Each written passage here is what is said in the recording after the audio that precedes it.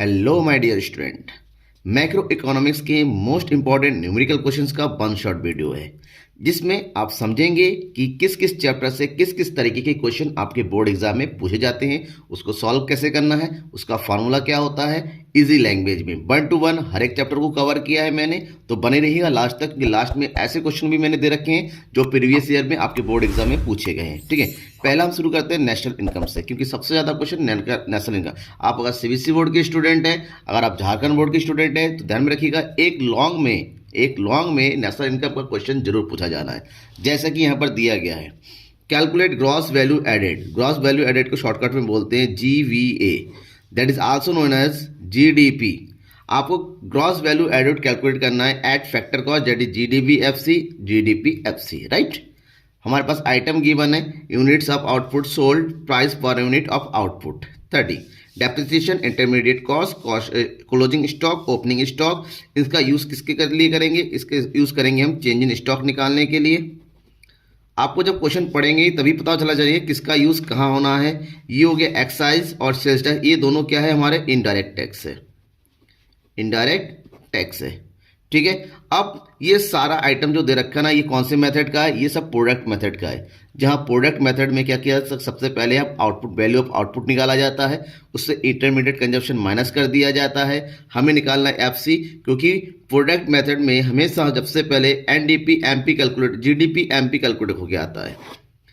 ठीक है ना, तो GDP MP कैलकुलेट होना है, लेकिन हमसे पूछा गया है GDP FC, that is GVA, gross value added FC पूछा गया है, तो उसको कैलकुलेट करेंगे। कैसे करेंगे देखिए।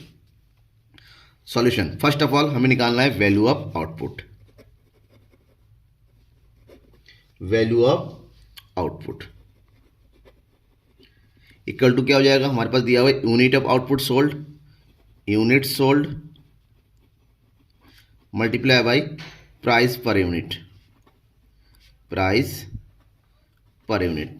ये दे रखा है 1000 multiply by 30, that means total value कितना हो गया? 30,000 रुपीज़। ये हो गया। ठीक है, समझ में आ गया। हमारे पास इंटरमीडिएट कॉस्ट यहाँ पर गिवन है, तो चलिए अब इसका यूज करते हैं और हमें निकालते हैं GVA MP, that is GVA MP equal to क्या हो जाएगा? Value of output. इसमें एक चीज हमने ऐड नहीं किया था वैल्यू ऑफ आउटपुट में, उसमें क्या आ जाएगा? चेंज इन स्टॉक आ जाएगा, प्लस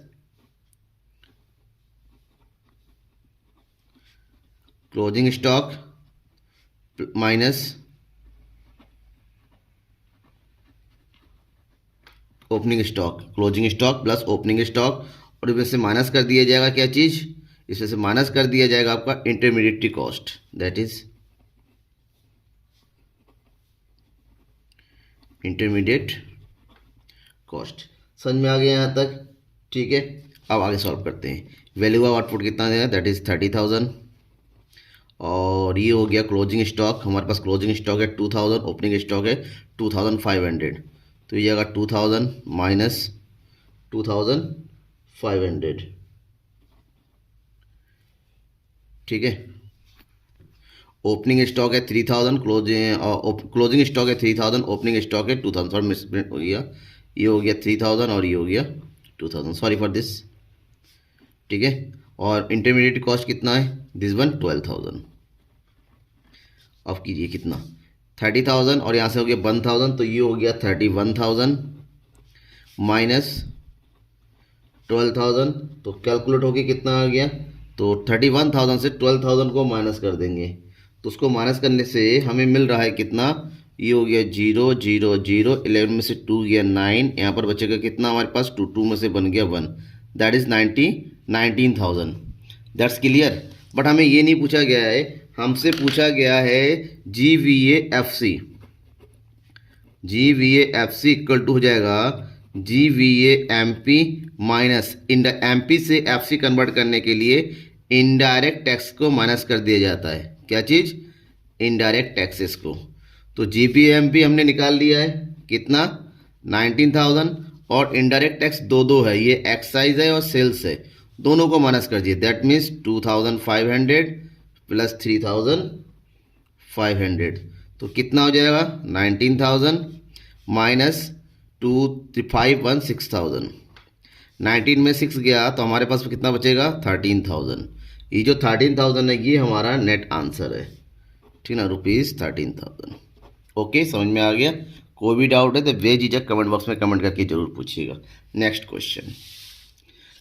क्वेश्चन कुछ इस तरह से आता है, हमारे पास दिया हुआ है determine GNP from the following. दिया क्या है, net domestic product at factor cost, indirect tax, economic subsidies, depreciation, net factor income from abroad. Shortcut में इसको NFIA बोला जाता है, ठीक है ना। ये डेप्रिसिएशन है, ये तुम्हारा इनडायरेक्ट टैक्स और सब्सिडी, इन दोनों को लेस करके हम कैलकुलेट करके हम निकालते हैं NIT, ठीक है ना। और NIT आता है इनडायरेक्ट टैक्स माइनस सब्सिडीज, ये आपको पता होना चाहिए। और ये है NDPFC। निकालना क्या है हमें, GNP, राइट।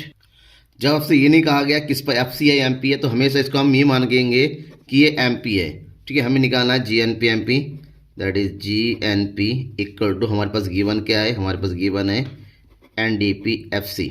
अब NDPFC को GNP MP में कन्वर्ट करना है, तो ये नेट को ग्रॉस बनाने के लिए प्लस कर दिया जाता है डेप्रिसिएशन, डोमेस्टिक को नेशनल बनाने के लिए प्लस कर दिया जाता है net factor income from abroad, और FC को MP बनाने के लिए प्लस कर दिया जाता है नेट इनडायरेक्ट टैक्स, ठीक है। वैल्यू रखिए, NDPFC कितना दे रखा है 1,50,000,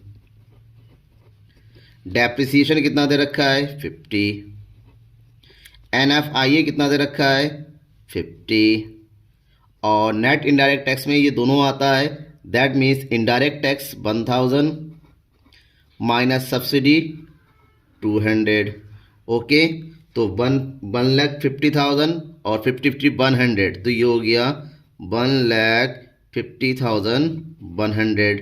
इसमें प्लस कर देंगे, 1,000 में से 200 गया, दैट इज 800 आप, तो ये टोटल आ गया 1,50,900। ये हमारा आंसर है। समझ में आ गया। बस आपको फार्मूला बनाना आना चाहिए। नहीं समझ में आता है तो मुझे ज़रूर कमेंट बॉक्स में, मैं आपको इजी ट्रिक वाला लिंक दे रखा हूँगा, ठीक है ना। Question number 3, given the following data, find the values of operating surplus and gross domestic capital formation. अब हमारे पास वैल्यूज गिवन है, उसके थ्रू ऑपरेटिंग सरप्लस निकालना है। और आपको पता होना चाहिए, नॉर्मली आपने कैलकुलेट किया है तो नेशनल इनकम कैलकुलेट करने के लिए कहा गया है, लेकिन यहाँ पर तो अपोजिट है, हमें ऑपरेटिंग सरप्लस कैलकुलेट करने के लिए कहा गया है। साथ ही साथ ग्रॉस डोमेस्टिक कैपिटल फॉर्मेशन भी कैलकुलेट करने के लिए कहा गया। अब एक चीज़ ध्यान रखिएगा, ऑपरेटिंग सरप्लस इनकम मेथड में आता है और gross domestic capital formation expenditure method में आता है। इसका मतलब दो अलग अलग फार्मूले से दो अलग अलग आइटम कैलकुलेट करना होगा, ठीक है। सबसे पहले हम ऑपरेटिंग सरप्लस कैलकुलेट कर लेते हैं, और ऑपरेटिंग सरप्लस कैलकुलेट करने के लिए हमें यूज़ करना होगा इनकम मेथड वाला फार्मूला, जिसमें सारे इनकम ऐड करेंगे। दैट मीन्स हमें निकालना है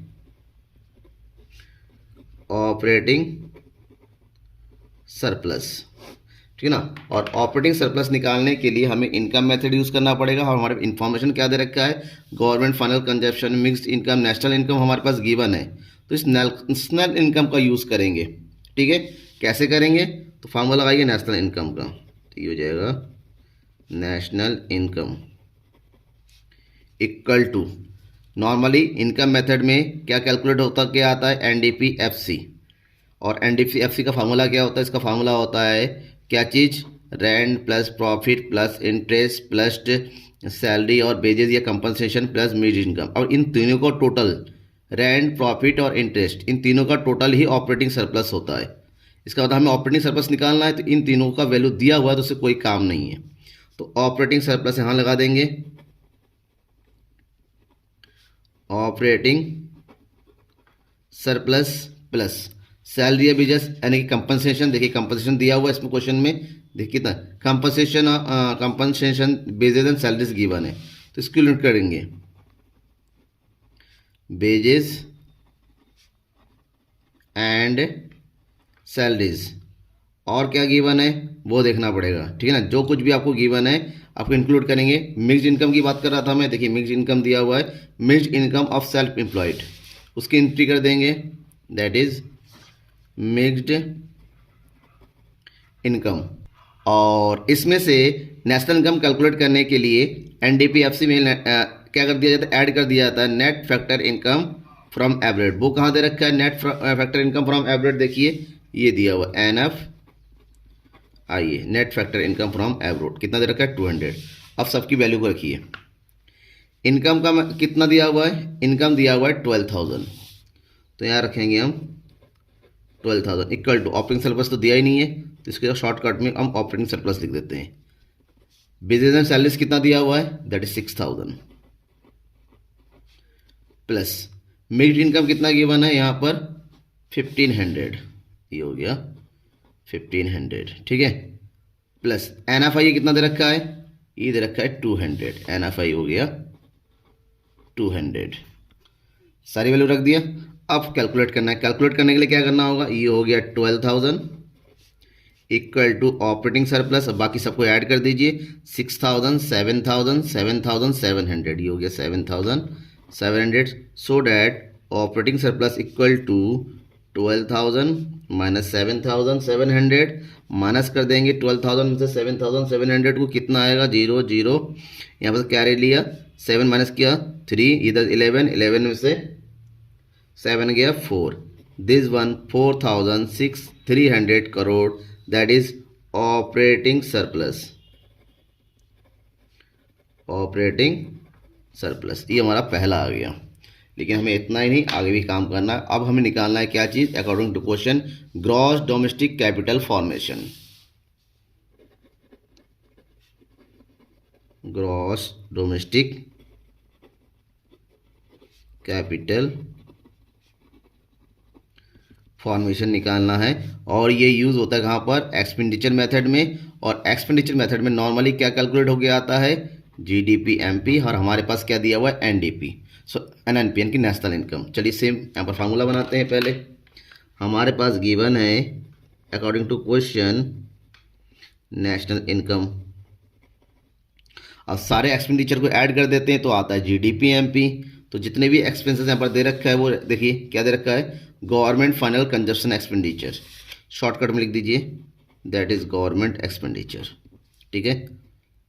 प्लस दूसरा क्या दे रखा है यहाँ पर, private final consumption expenditure, that is private expenditure. जब एग्जाम में लिखेंगे ना पूरा पूरा लिखेंगे, ठीक है। प्लस और क्या दे रखा है इसमें, नेट एक्सपोर्ट, प्लस कर देंगे नेट एक्सपोर्ट, और एक प्लस करना क्या है, gross domestic capital formation, gross domestic capital formation. इन चारों को ऐड कर देते हैं तो आता है GDP MP। GDP MP को नेशनल इनकम में कन्वर्ट करने के लिए माइनस करना पड़ता है डेप्रिसिएशन को, माइनस करना पड़ता है नेट इनडायरेक्ट टैक्स को, और प्लस करना पड़ता है net factor income from abroad को, ठीक है ना। अब सबकी वैल्यू को यहाँ पर रखना है।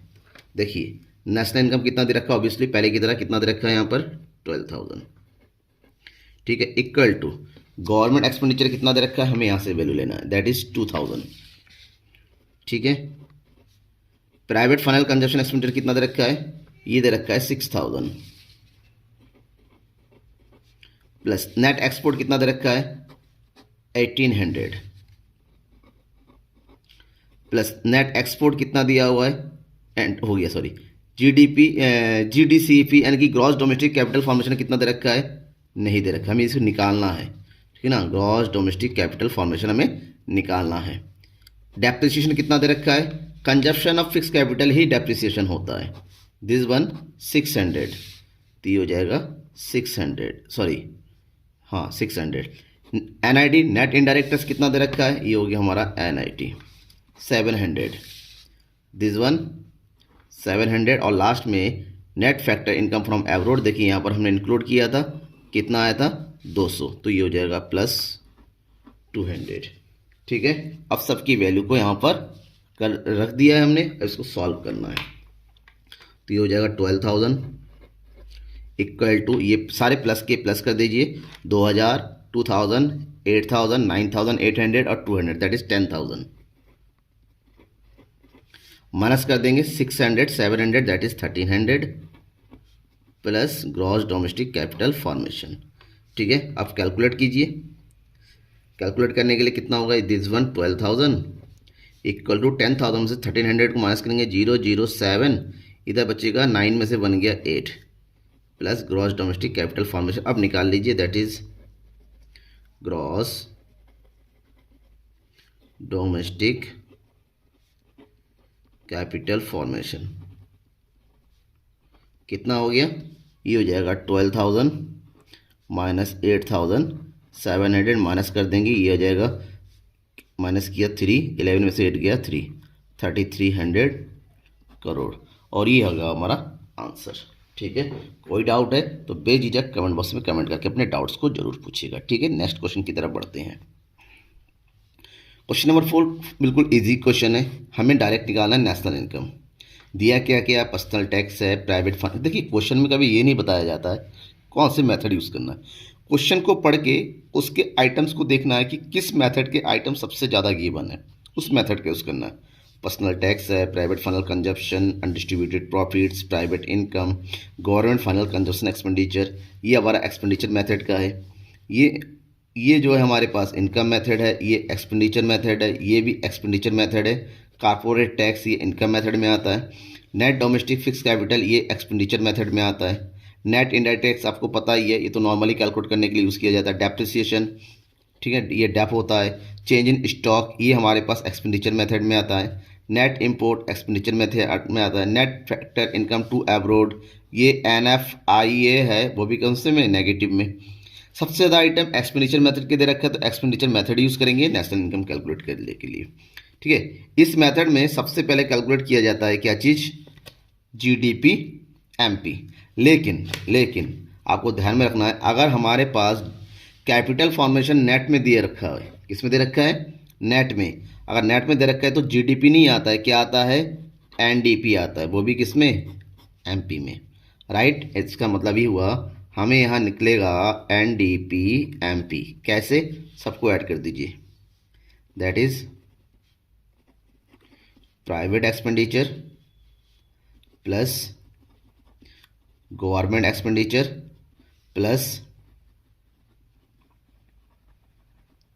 Net domestic fix capital formation. ठीक है, अगर हमारे पास net domestic fix capital formation दे रखा है तो हमें अलग से ऐड करना पड़ेगा चेंज इन स्टॉक को, that is change in stock. ठीक है, अब इसमें एक चीज़ और जाएगा, प्लस हो जाएगा नेट इंपोर्ट। ठीक है, अब नेट इंपोर्ट दे रखा है, प्लस होता है नेट एक्सपोर्ट। तो जो नेट इंपोर्ट है ना वो नेगेटिव है, उसको हम क्या कर देंगे, माइनस कर देंगे, नेट इंपोर्ट को। ठीक है, अब सबकी वैल्यू रखना है। प्राइवेट एक्सपेंडिचर कितना दे रखा है हमें देखना है, दिस वन 600, ये हो गया 600 प्लस गवर्नमेंट फाइनल एक्सपेंडिचर कितना दे रखा है 100, this one 100 plus net domestic fix capital formation कितना दे रखा है 70, ये हो गया 70 plus capital form change in stock कितना दिया हुआ है माइनस का 10, ये हो गया माइनस का 10 और नेट इंपोर्ट कितना दे रखा है दिस वन 20, ये हो गया -20।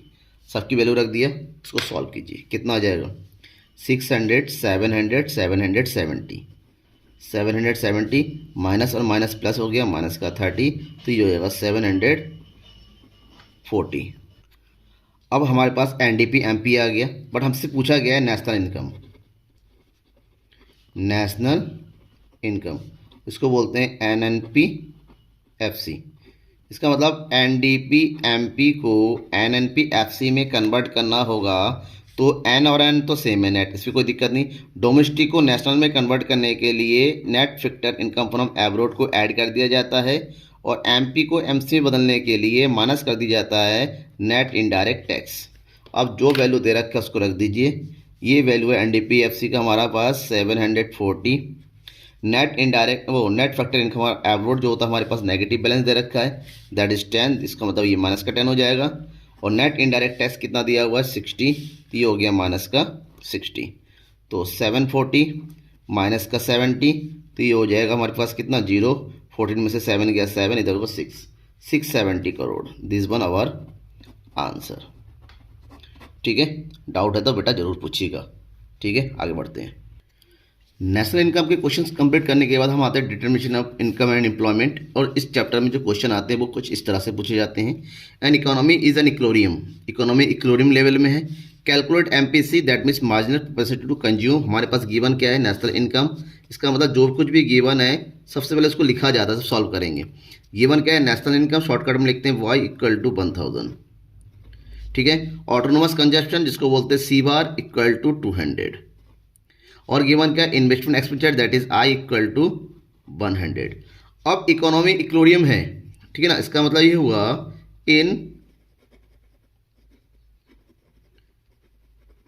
इक्लोरियम इकोनॉमी। अगर हमारी इकोनॉमी इक्लोरियम है तो ध्यान में रखें हमेशा y इक्वल टू हो जाएगा c प्लस आई, और हमारे पास i तो गिवन है बट c गिवन नहीं है। तो एक चीज़ ध्यान रखिएगा यहाँ पर कि जो c का फार्मूला होता है, c इक्वल टू होता है autonomous consumption plus B Y. इसका मतलब यहाँ पर हम इस फार्मूले का यूज़ करेंगे, that is y equal to C bar plus B Y plus I. ठीक है, अब देखिए क्या क्या हमारे पास गिवन है।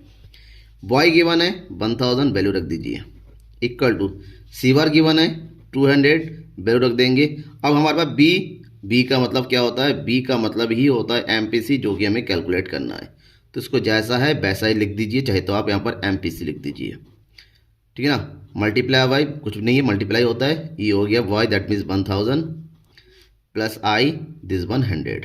ठीक है, बस सॉल्व करना रह गया, वैल्यू आ जाएगा। सॉल्व कैसे करेंगे देखिए, 1000 equal to 100, 200 that is 300 plus 1000 MPC. ठीक है, समझ में आ गया। 300 इधर आ जाएगा, माइनस में आ जाएगा, तो ये हो जाएगा 1000 माइनस 300 इक्वल टू 1000 एमपीसी। इधर आ जाएगा 700 इक्वल टू 1000 एमपीसी। और आपको इक्वेशन सॉल्व करना अगर आता हो तो इधर आ जाएगा 700 के नीचे 1000 डिवाइड कर देंगे, तो आंसर आ जाएगा 0.7। और ये जो 0.7 है ना बेटा, यही हमारा आंसर है। ठीक है ना, दिस इज आवर आंसर, क्योंकि हमसे एमपीसी कैलकुलेट करने के लिए कहा गया। इतना कर देंगे तो आपको कंप्लीट मार्क्स मिल जाएंगे। ठीक है ना, आगे बढ़ते हैं नेक्स्ट क्वेश्चन की तरफ। नेक्स्ट क्वेश्चन इस थोड़ा सा लेंथी है, लंबा सा क्वेश्चन है, लेकिन इजी क्वेश्चन है ये भी। क्वेश्चन में क्या कहा गया है, इफ नेशनल इनकम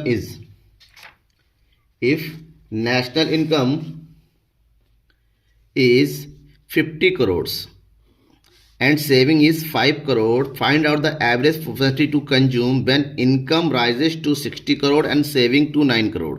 rises का मतलब चेंज हो रहा है, दैट मीन्स डेल्टा वाई बोलते हैं इसको। What will be average propensity to consume and the marginal propensity to save. यानी कि हमें एपीसी निकालना है और एमपीसी भी, एमपीएस भी निकालना है। ठीक है, तो कैसे सॉल्व करेंगे हमें वो देखना है।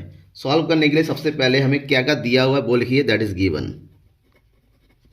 हमारे पास गिवन है y इक्वल टू 50 करोड़, कितना दे रखा है, ₹50 करोड़। और क्या गिवन है, saving s equal to ₹5 crore. और हमसे पूछा क्या गया है, हमसे पूछा गया है APC, जिसका फार्मूला होता है C अपॉन y।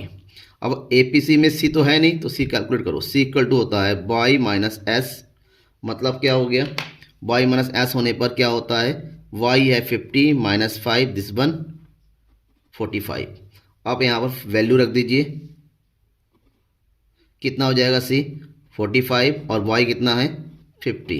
कैलकुलेट करेंगे, ठीक ना, कितना आ जाएगा 0.9। तो ये हमारा गया फर्स्ट आंसर, फर्स्ट आ गया आपके 1 नंबर पक्की। अब क्या देखना है, अब आगे बढ़ते हमसे पूछा गया है APC और MPS पूछा गया है। ठीक है, जहाँ पर एमपीएस का फार्मूला होता है delta S upon delta Y, तो डेल्टा एस की जरूरत पड़ेगी। तो डेल्टा एस देखिए क्या कह रहा है यहाँ पर, when income rises to 60 crore, 50 था 60 हो गया, तो यहाँ से आ जाएगा delta Y. Delta Y equal to 60 हो गया, पहले 50 था तो चेंज इन वाई कितना हो गया 10। सेम 5 करोड़ था पहले, सेविंग अब कितना हो गया 9 crore, that means 9 minus 5 equal to कितना हो गया 4 करोड़। यहाँ पर यूज़ कीजिए, एमपीएस इक्वल टू कितना हो जाएगा डेल्टा एस दैट मीन्स 4 और डेल्टा वाई यानी कि 10। ठीक है, फार्मूले में रखेंगे तो कितना हो जाएगा ये 0.4। इसका मतलब हमने एमपीएस भी निकाल लिया। अब हमसे एक चीज़ कहा गया है average propensity to consume. Second option में हमारा एपीसी कितना होगा। सेकेंड एपीसी निकालने के लिए अब हमारे पास देखिए क्या दे रखा था कि बॉय कितना हो रहा है 60। अब यहाँ पर हमें एपीसी निकालने के लिए वैसे ये सी अपॉन बॉय। अब यहाँ पर देखिए बॉय कितना था नया वाला 60, एस कितना था 9, तो यहाँ पर सी कितना हो जाएगा 60 माइनस 9 दिस वन, ये हो जाएगा आपके पास कितना 51। अब इस 51 को इस फार्मूले में रखिए तो ये हो जाएगा 51 अपॉन 60। कैलकुलेट करेंगे आंसर आएगा 0.85। ये हमारा नेक्स्ट आंसर है। ठीक है ना, आंसर निकालना बिल्कुल ईजी है, बस आपके दिमाग में फार्मूला बैठा होना चाहिए किस फार्मूले से क्या कैलकुलेट करें। चलिए नेक्स्ट क्वेश्चन देखते हैं। कुछ क्वेश्चन एग्जाम में इस तरह से ही पूछे जाते हैं, कंप्लीट द फॉलोइंग टेबल। कैसे कंप्लीट करेंगे, हमारे पास इनकम गिवन है, वो भी इनकम रेट, कंजप्शन गिवन है, उसमें भी इनकम्प्लीट, एमपीएस गिवन है, एपीएस गिवन है। तो जो गिवन है उसका यूज़ करते हुए हमें टेबल को कंप्लीट करना है। सबसे पहली बात तो ये है एमपीएस और एपीएस का कैलकुलेशन एस से ही हो सकता है, सेविंग से। एस तो गिवन नहीं है, दैट मीन्स हमें पहले सेविंग निकालना होगा अलग से। सी गिवन है, वाई गिवन है, तो पहले इसमें 0 माइनस 80, क्योंकि एस इक्वल टू होता है बाई माइनस सी। 0 में से 80 माइनस करेंगे, ये हो गया माइनस का 80। 100 में से 40 माइनस करेंगे, दैट इज हो जाएगा माइनस का 40। ठीक है, यहाँ पर 200 में से, क्योंकि यहाँ पर हमारे पास एपीएस क्या है 0 है। फार्मूला क्या होता है एपीएस का, एपीएस इक्वल टू होता है एस अपॉन वाई। अगर हमारे पास एपीएस 0 है, एपीएस 0 है और वाई हमारे पास 200 है, ठीक है, दैट मीन्स सेविंग कितना होगा, तो सेविंग भी कितना हो जाएगा 0 हो जाएगा। दैट मीन्स यहाँ पर 0 हो गया ये। अगर सेविंग 0 है और इनकम गिवन है तो जाहिर सी बात है कंजप्शन कैसे आ जाएगा, क्योंकि कंजप्शन इक्वल टू होता है वाई माइनस एस। 200 में से 0 को माइनस कर देंगे तो ये हो जाएगा 200, तो कंजप्शन तो पूरा आ गया हमारे पास। नेक्स्ट, अब हमें क्या करना है, यहाँ पर सेविंग कैसे निकलेगा तो पता नहीं, क्योंकि हमारे पास इनकम है नहीं, तो हमें इनकम चाहिए। तो इनकम कैलकुलेट करें। एक चीज़ है एपीएस गिवन है हमारे पास कितना 0.25, तो यहाँ से एक चीज़ आ सकता है हमारे पास एपीसी। तो एपीसी इक्वल टू हो जाएगा 1 माइनस 0.25 दैट इज 0.75। अगर एपीसी हमारे पास आ गया तो एपीसी से क्या कैलकुलेट कर लेंगे वाई। कैसे, क्योंकि फार्मूला होता है APC equal to C upon Y. देखिए कुछ इनडायरेक्ट चीज़ें होती करनी पड़ेगी। अब यहाँ पर एपीसी हमारे पास कितना है 0.75, सी हमारे पास कितना है 240 डिवाइडेड बाई वाई, तो इनकम निकल आएगा। इनकम इक्वल टू की जगह कितना आ जाएगा 240 अपॉन 0.75। पॉइंट हटाया, 2 जीरो बढ़ाया, 75 से 24,000 को डिवाइड करेंगे, ये आ जाएगा 320, तो ये हो जाएगा हमारे पास 320 आ गया। नेक्स्ट, अगर 320 ये है, सी हमारे पास 240 है, तो 320 में से 240 को माइनस करेंगे तो ये आ जाएगा हमारे पास कितना 80, राइट। नेक्स्ट, अब हमारे पास दोबारा सेम आइए। अब यहाँ पर क्या एपीएस है 0.35, तो यहाँ से एपीसी निकाल लीजिए। एपीसी जो होगा 0.65। अब एपीसी 0.65 है तो वाई इक्वल टू हो जाएगा C upon APC that is 0.65। Point हटाया, 2 जीरो बढ़ाया, तो ये पर आ जाएगा ये 400। इसका मतलब यहाँ पर ये हो जाएगा हमारा income 400 minus 240 that is answer is 140। ठीक है, यहाँ तक आ गया। अब ऐसा आ गया। अब देखिए ये फिल हो गया, एपीसी फिल कीजिए। एपीसी का फार्मूला क्या होता है, एपीसी का फार्मूला होता है सॉरी एपीएस इक्वल टू होता है एस अपॉन वाई। एस कितना है -8, 0 से डिवाइड करेंगे तो ये कितना आ जाएगा -80 upon 0 that is answer is 0। -40 upon 100 that is -0.4, ये आ गया। और एमपीएस निकालिए। एमपीएस का फार्मूला होता है delta S upon delta Y. Delta S upon delta Y. अब देखिए पहले बार राउंड में तो 0 पे कुछ नहीं होता है, डैश कर देना है। अब ये गिवन है, हमें केवल इन दोनों को निकालना। अब यहाँ पर देखिए एस -40 था, 0 हो गया, यानी कि 40 का चेंज हुआ है। तो 40 अपॉन कितना, ऊपर कितना चेंज हुआ है 100, 40 अपॉन 100, तो ये हो जाएगा 4। नेक्स्ट 0 से 80 हो गया तो चेंज कितना हो गया 80, और इधर कितना का चेंज आया, इधर आया तुम्हारा कितना 200 से 320 दैट इज़ 120। तो कैलकुलेट करेंगे कितना आ जाएगा, ये आ जाएगा 0 पॉइंट्स को डिवाइड करेंगे 6 7, ठीक है ना। सारा फिल हो गया, कुछ बचा हुआ नहीं, ये हमारा कंप्लीट सॉल्यूशन हो गया। ठीक है, आगे बढ़ते हैं नेक्स्ट क्वेश्चन। नेक्स्ट क्वेश्चन छोटा सा है और इजी सा है।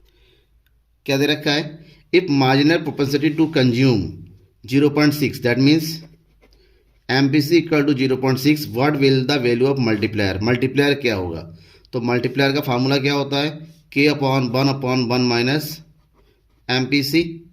तो K इक्वल टू जाएगा 1/1 माइनस 0.6, तो K इक्वल टू होगा 1/1 माइनस 0.4, पॉइंट हटा 0 हटा दैट इज 2.5, दैट मीन्स और multiplier is 2.25, sorry for this, ठीक है, sorry the answer is right 2.5, यार इज 2.5। क्लियर, ये हो गया हमारा के, कंफ्यूज हो गया था थोड़ा, ये हो गया, डजेंट मैटर। लेकिन आगे बढ़ते हैं। Next question, if MPC and MPS are equal then calculate the multiplier. तो मल्टीप्लायर कितना होगा, हमारे पास गिवन है MPC इक्वल टू MPS, और बी नोट एट कि हमेशा MPC प्लस MPS हमेशा क्या होता है, 1 के बराबर होता है। जब दोनों का टोटल 1 के बराबर होता है दैट मीन्स यहाँ पर MPC equal to MPS equal to कितना हो जाएगा 0.5। अब फॉर्मूला लगाइए K का, K इक्वल टू 1/MPS, चाहे MPC वाला फॉर्मूला लगाइए, तो K इक्वल टू 1/0.5, पॉइंट हटाया 0 बढ़ाया that is K equal to 2, this one answer. याद रखिएगा MPC और MPS जब भी बराबर होगा तो K की वैल्यू, मल्टीप्लायर की वैल्यू हमेशा 2 होनी है। Next question, find out the value of multiplier if MPC is 0।